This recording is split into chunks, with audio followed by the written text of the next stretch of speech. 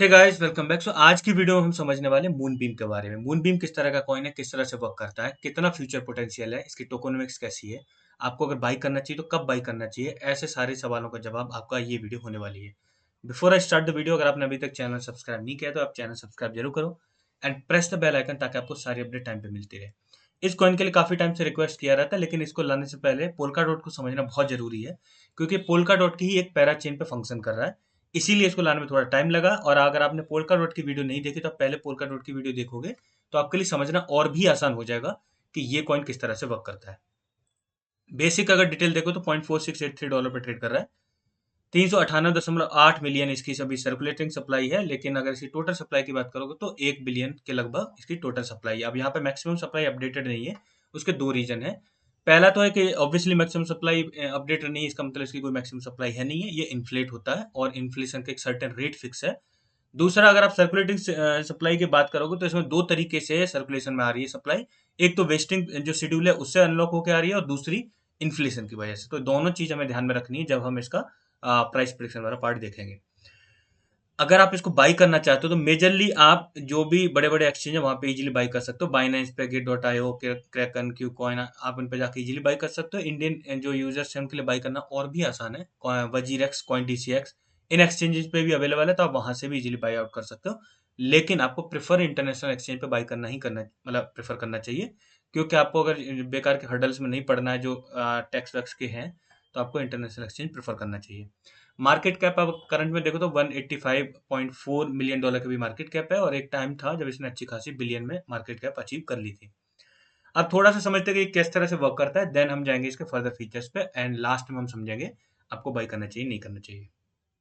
मूनबीम को first mover advantage मिला हुआ है, यानी जो पोल्का डॉट है उसकी पैराचेन्स का जो ऑप्शन शुरू हुआ था, पहली फुली इंटीग्रेटेड फुली फंक्शनल जो पैराचेन मूनबीम ही थी, यानी सबसे पहला, मतलब इसको फर्स्ट मूवर एडवांटेज मिला हुआ है। ईवीएम कॉम्पेटिबल है, यानी इथेरियम वर्चुअल मशीन के साथ कॉम्पेटिबल है। और इसका सबसे बड़ा एडवांटेज अगर मैं कंसीडर करूं तो यही है कि जितने भी ईवीएम पे रन करने वाली डी एप्स हैं, डिसेंट्रलाइज्ड एप्लीकेशन है, चाहे डिफाई फील्ड से जुड़ी कोई भी मतलब एप्लीकेशन जो इथेरियम इकोसिस्टम में है, वो बहुत ही इजीली मिनिमम चेंजेस के साथ वो इजीली इस पे पोर्ट की जा सकती है, क्योंकि लगभग ये उसी तरीके से फंक्शन करता है मूनबीम जिस तरह से ईवीएम है। यानी उसकी अगर आरपीसी है, वो दोनों की एपीआई का सेम ही है, तो इस वजह से ज़्यादा मेजर चेंजेस की जरूरत नहीं पड़ती। इसीलिए अगर ईवीएम मतलब कॉम्पेटिबल जितने भी अगर स्पेसेस देखोगे, तो वो लोग जब पोर्ट करते हैं तो वो इस इजीनेस को भी देखते हैं, क्योंकि उन्हें ज़्यादा कॉम्प्लेक्स चीज़ें नहीं चाहिए होती। कुछ नेटवर्क हैं, जैसे मैंने कल परसों जो वीडियो बनाई थी, फ्लो नेटवर्क हैं जैसे उदाहरण के तौर पे, उसमें वो इतना ज़्यादा मतलब लैंग्वेज डिफरेंट होने की वजह से काफ़ी ज़्यादा कॉम्प्लेक्स है इथीरियम से वहाँ पे एप्लीकेशंस को लाना। और अभी इथीरियम के पास ही सबसे ज़्यादा एप्लीकेशंस हैं, और वहाँ पे ऑलरेडी प्रॉब्लम आपको पता ही है, because of the gas fees and because of the lower TPS. They look forward for the bester मतलब बेटर ऑप्शन, और उस केस में मूनबीम उनके लिए बढ़िया कंटेंडर है। अनदर थिंग, इसके अगर मतलब बात करें तो वेब 3 एपीआई प्रोवाइड करता है, जिससे इजीली इंटीग्रेट हो जाता है, और लाइक सबस्ट्रेट कंपेटिबिलिटी भी प्रोवाइड करता है। Along with cross chain integration भी इसका काफी इंपॉर्टेंट है, कई ब्रिजेज के साथ ऑलरेडी इंटीग्रेट हो चुका है, जिससे इसकी इंटरऑपरेबिलिटी और भी अच्छे खासे लेवल पे है, अगर बाकी पैराचेन्स को भी कंसिडर किया जाए उसके कंपैरिजन में भी। Most importantly familiar smart contract language use करता है। जैसे प्रेफरेबली आप कहोगे जैसे वाइपर है, रस्ट है, तो इससे ज़्यादा मतलब कॉम्प्लेक्स मतलब स्किल होने की ज़रूरत नहीं है, अगर आपको इसके मतलब एज ए डेवलपर वर्क मतलब कुछ भी अगर डेवलप करना है इस पे तो। मूनबीम का अपना खुद का भी एक कनाइन नेटवर्क है। कनाइन नेटवर्क आप ऐसा समझ लो कि R&D नेटवर्क, यानी रिसर्च एंड डेवलपमेंट नेटवर्क, जिस पे पहले कोई अगर जैसे आपको कोई भी प्रोजेक्ट बनाना है उसको पहले टेस्ट आउट कर लो, रियल सिनेरियो में किस तरह से वर्क करेगा, क्या प्रॉब्लम्स आएगी, उन चीज़ों को अपडेट कर सकते हो। तो इसका जो कनाइन नेटवर्क है वो है मून रिवर, और जो पोल्का डॉट का कनाइन नेटवर्क है वो है कुसुमा। और अगर मून रिवर की बात करें तो वो एक पैरा चेन है कुसुमा पे ही बनी हुई, तो यानी आप ऐसा समझ लो दोनों का लगभग सिमिलर ही फंक्शनैलिटी है। बस हम उसी का पैराचेन पे उसका कैनन नेटवर्क है, और इसका इसके पैराचेन पे मतलब पोल्का डॉट की पैराचेन पे ये फुली फंक्शनल है। तो ये इसकी थोड़ी सी बेसिक डिटेल्स हैं। अलॉन्ग विद दैट अगर हम इसमें फर्दर डिटेल देखें तो अभी रिसेंटली कई सारे लाइक इन्होंने पोल्का डॉट का नेटिव यूएसडीटी सपोर्ट किया है, कई सारे मतलब नेटवर्क के साथ इनका इंटीग्रेशन हुआ। आप इनका अनाउंसमेंट सेक्शन में जाके इसमें डिटेल में देख सकते हो। अगर आपको और भी फर्दर डिटेल्स देखनी है तो आप यहाँ पे ये देखोगे कि अभी कितने वैलिडेटर इसके पास 45 हैं, अभी 45 भी हो सकते हैं, 45 में से 45 हैं इनके पास। कितने ट्रांसफर हो चुके हैं, कितने फाइनलाइज ब्लॉक हो चुके हैं, अभी ब्लॉकचेन हाइट काफ़ी कम है कंपेयर टू जितना टाइम हुआ है इनको, उस हिसाब से आप देखोगे तो ठीक है, इतना दिक्कत वाली बात नहीं है। और जैसे जैसे आगे मतलब यूज़ होगा उतना ही ज़्यादा ब्लॉकचेन हाइट बढ़ेगी। Moonbeam foundation is responsible for this for both Moonbeam and Moonriver. Moonriver के लिए हम किसी दिन दोबारा से फंडामेंटल एनालिसिस करके डिटेल वीडियो अवेलेबल करा देंगे। अभी इसको बनाने के लिए फाउंडेशन थी कि पहले पोलका डॉट को समझना जरूरी था, इसलिए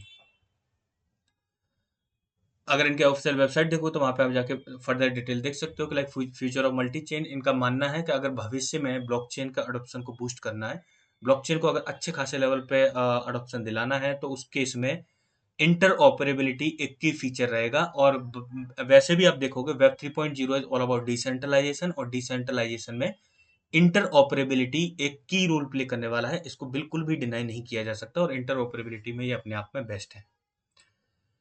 अगर इकोसिस्टम की बात करोगे तो बहुत सारे मतलब कह सकते सेक्टर्स हैं जिनके साथ उनका इंटीग्रेशन है।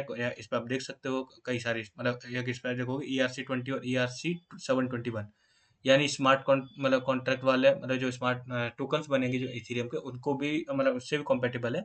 और इवन NFT के लिए जो ERC 721 यूज करते हैं उसके साथ भी कॉम्पेटिबल है। आप डिफरेंट डिफरेंट फील्ड देख सकते हो, वॉलेट कौन से हैं, NFT platform, decentralise application, asset institution, defi, explorers, API and infra, और एक bridges and everything you can see over here.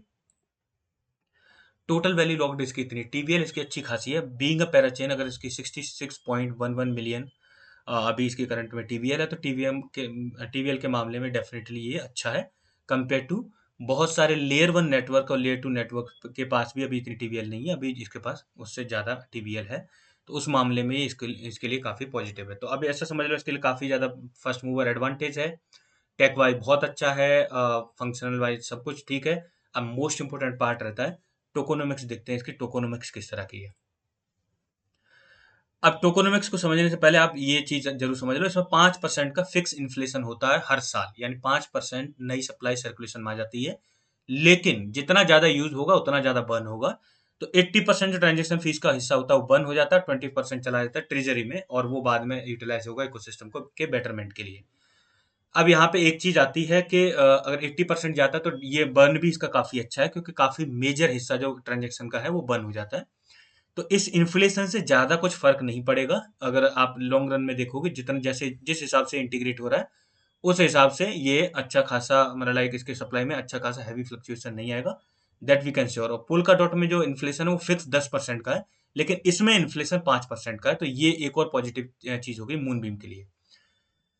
बाकी सब चीज़ ठीक है, लेकिन अगर आप इसका जो इनिशियल जेनेसिस टोकन अलोकेशन देखोगे तो कुछ इस तरह से आपको दिख जाएगा। सेवरल राउंड सब दिख जाएंगे कि जिसमें सीड फंडिंग, स्ट्रेटजिक फंडिंग, लेकिन और बहुत सारे हैं। लेकिन हमारा काम है ये देखना कौन सी सप्लाई कब सर्कुलेशन में आएगी, उसको समझना ज़्यादा जरूरी है। तो उसके लिए इन्होंने डिटेल चार्ट यहाँ पे अवेलेबल कराया है, इसको थोड़ा सा ध्यान से समझना। सीड फंडिंग में इनमें सबसे ज्यादा सप्लाई एलोकेट की 14%, 14%।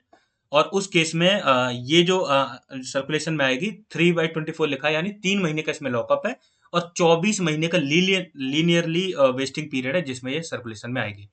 तो अगर इसके हम बात करें कब कंप्लीट हुआ था, ये हुआ था सितंबर 2020 में। तो उसके बाद अगर 3 महीने का हुआ तो अक्टूबर, नवंबर, दिसंबर, और उसके बाद मतलब 24 मंथ मोर, तो यानी दिसंबर 2022 तक ये सप्लाई अनलॉक होकर सर्कुलेशन में आएगी। तो अभी जो सर्कुलेशन में काफी सप्लाई आनी है, तो इसके लिए थोड़ा सा ध्यान रखना, ये दिसंबर तक कंप्लीट हो पाएगा। दूसरा है स्ट्रेटजिक फंडिंग, इसमें 212 लिखा है, इसका मतलब 2 महीने का लॉकअप है और 12 महीने लीनियर वेस्टिंग है, तो ये पूरी सर्कुलेशन में आ चुकी है। नेक्स्ट अगर आप देखोगे नीचे जाके देखोगे उसमें आपको कई और मिल जाएंगे, जैसे प्योर स्टेक अर्ली बैकर्स के लिए 724 का है। 724 इन द सेंस 7 महीने का लॉकअप और 24 महीने का इक्वल वेस्टिंग शेड्यूल है। तो उस केस में ये अप्रैल 2023 तक सर्कुलेशन में आ पाएगी ये वाली सप्लाई। और ये वाले के लिए हमें वरीड होना नहीं, फाउंडर्स एंड अर्ली एम्प्लॉयज के लिए, क्योंकि इसमें तो 4 साल का इक्वली वेस्टिंग शेड्यूल उन्होंने पीरियड रखा है। तो 4 साल काफी बड़ा टाइम है, तो इसको ज्यादा हैवी मतलब इन्फ्लेशन के लिए कंसिडर नहीं कर सकते। अनदर थिंग आप देखोगे तो इसमें यहाँ पे आपको एक और डिटेल मिल जाएगी, जैसे की पार्टनर्स एंड एडवाइजर्स के लिए जो रखा है उसमें भी इन्होंने 724 का दिया है स्ट्रेटेजिक पार्टनर एडवाइजर्स के लिए। 724 यानी अप्रैल 2023 तक ये सर्कुलेशन में आएगी। तो ये सप्लाई सबसे बड़ा एलोकेशन 14%, और ये दिसंबर 2022 तक सर्कुलेशन में आएगा। एंड अगर बुल रन की हम बात करते हैं जब भी, तो मोस्ट मोस्ट एंटिसिपेटेड है 2023 के क्वार्टर 3 क्वार्टर 4 से हमें एंटिसिपेशन देखने को मिलेगा। उस केस में अभी मेजरली कुछ ज़्यादा बड़ा कुछ देखने को मिलना नहीं है। सप्लाई डेफिनेटली ये वाला जब तक ओवर नहीं होता तब तक तो आपको नहीं कंसिडर करना चाहिए। तो जब बाई करने की बात आएगी ना, कब बाई करना चाहिए, तो मेरा अनबाइस्ड ओपिनियन आपके लिए ये होगा कि आपको दिसंबर साइड से बाई करना शुरू करना चाहिए, क्योंकि ये वाला मेजर पोर्शन ओवर हो जाए, उसके बाद फिर ज़्यादा सप्लाई नहीं है। जैसे आप देखो यहाँ पे 3.9% है, या फिर यहाँ पे 1.4% है, इससे इतना ज़्यादा फर्क नहीं पड़ेगा। बाकी जहाँ इन्फ्लेशन की बात है तो उसके साथ डिफ्लेशन भी साथ में, क्योंकि ट्रांजेक्शन फीस बंद हो जाती है। तो एटलीस्ट आपको 14% सप्लाई ओवर होने का वेट तो करना ही चाहिए। इन केस अगर आपको जैसे लगे कि कभी मतलब अभी अब ऐसे चांसेस कम है, क्योंकि ऑलरेडी वॉर वाली सिचुएशन चल रही है और कितना ज़्यादा प्रॉब्लमेटिक सिनेरियो चल रहा है इन्फ्लेशन की वजह से, लेकिन अगर जैसे मार्केट पंप होना शुरू होती है तो आप थोड़ा थोड़ा फंड अलॉट करके पोजीशन बना सकते हो, लेकिन अभी बाई करना रिकमेंडेड नहीं है। अब देखते हैं थोड़ा सा प्राइस प्रेडिक्शन वाला कितना जा सकता है।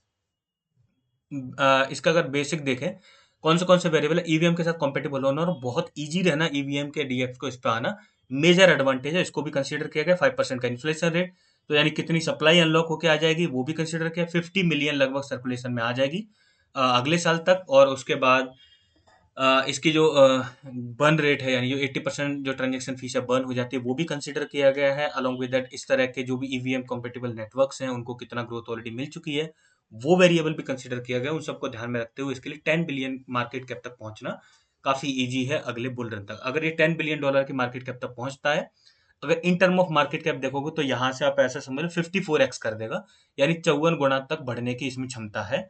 और उसके बाद अगर सर्कुलेटिंग सप्लाई मैंने आपको बता दी, इसमें 50 मिलियन और ऐड हो जाएगी, क्योंकि 5% का इन्फ्लेशन है। जो बर्न होता है वो ट्रांजेक्शन पे डिपेंड करता है। अभी ट्रांजेक्शन का इतना ज़्यादा डिटेल डाटा अवेलेबल नहीं कि पर डे कितनी हो रही है, लेकिन जितनी होंगी बर्न ही होंगे। हम मोटा मोटा अंदाज लेके चलते हैं कि उतना तो लगभग सप्लाई होगी ही, उससे कम ही हो, ज़्यादा ना हो बस।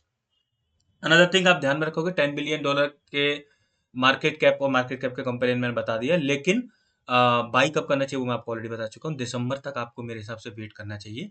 मेजर कुछ इवेंट मतलब ऐसा होने वाला है जिसकी वजह से एकदम से भाग जाएगा, और दिसंबर तक वो 14% सप्लाई का जो वेस्टिंग ओवर हो जाए, then you can definitely go for it, and it is a definite buy coin, because functionality wise definitely बहुत अच्छा है। So that's all for today. I hope you like the video अच्छी video को like जरूर करें, and make sure you subscribe the channel. Thank you guys.